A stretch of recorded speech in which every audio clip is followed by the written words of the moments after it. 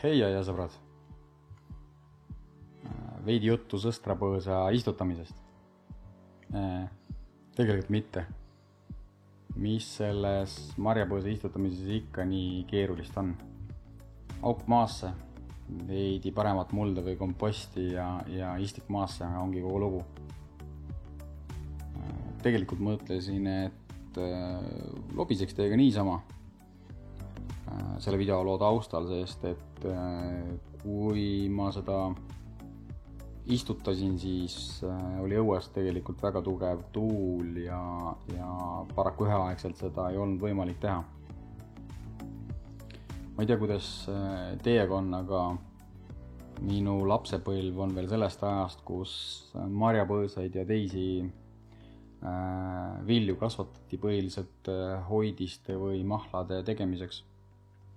Eks mõnel pool toimub see ilmselt ka siiamaani, aga meie ise nüüd seda selleks küll ei tee. Pigem kasvatame neid siis selleks, et neid marju süüa otse põõsast või siis ka mõned karbitäied korjame ka sügavkülma panemiseks, et siis saaks kooki hiljem teha. Tegelikult oli see lapsepõlves ühele noorele inimesele üsna paras piin seal neid kümnete marjapõõsaste marjadest tühjaks korjamine ja siis hiljem ka nende rootsudest puhastamine. Sõstardega on ju ka see lugu, et ega kellele need hapukad marjad ikka nii väga maitsevad või kelle lemmikud nad on. Maitsed on küll erinevad inimestele, aga üldiselt ma võin öelda, et minule endale meeldis enamasti ikkagi must sõstar.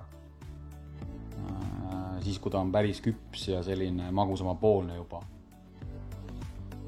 Tuleb välja, et meie maja perenaisele aga meeldisid lapsepõlves valged sõstrad.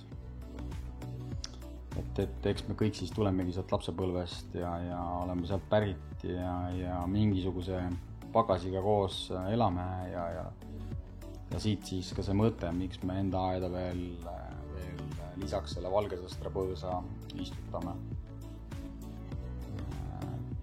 Tänaseks ongi siis see valgesõstar meie aeda tulnud.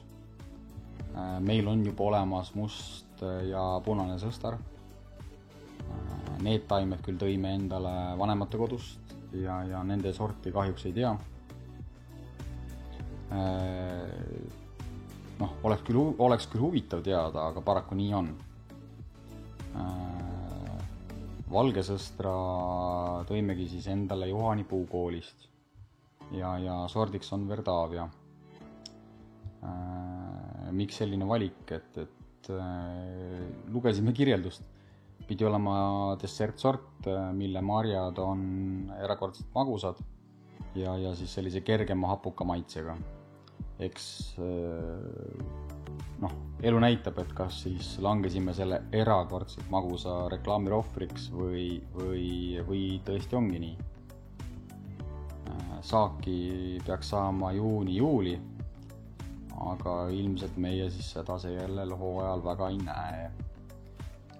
Pigem ilmselt taim paneb enamus jõuda oma nii-öelda juurdumisse ja uute kasvude kasvatamisesse.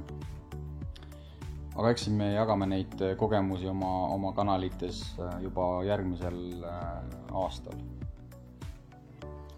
Ja saame teile ka anda tagasisidet veidi sellest, mis siis tegelik olukord on. Aga aitab küll meist. Hea meelega ma loeks hoopis teie kogemustest, mis kogemused teil on nende sõstardega, mis sordid teile maitsevad ja võib-olla mida te veel sõstarde kohta tahate öelda, et kirjutage kindlasti selle videoloogi kommentaari ja ma loen need kindlasti läbi. Ära unustage hakata siis meie sotsiaalmeediakanalite jälgijaks. Lingid leiate selle sama videoloo kirjeldusest ja kui sulle meeldis see lugu või ka see arnased lood, siis viskage sellele meeldib või like või kuidas iganes keegi seda täna nimetab. Ja see on meile indikaatoriks, et oleme õigel teel, jätkame sarnaste lugude tegemist. Aga näeme varsti jälle labidas kätte ja aeda.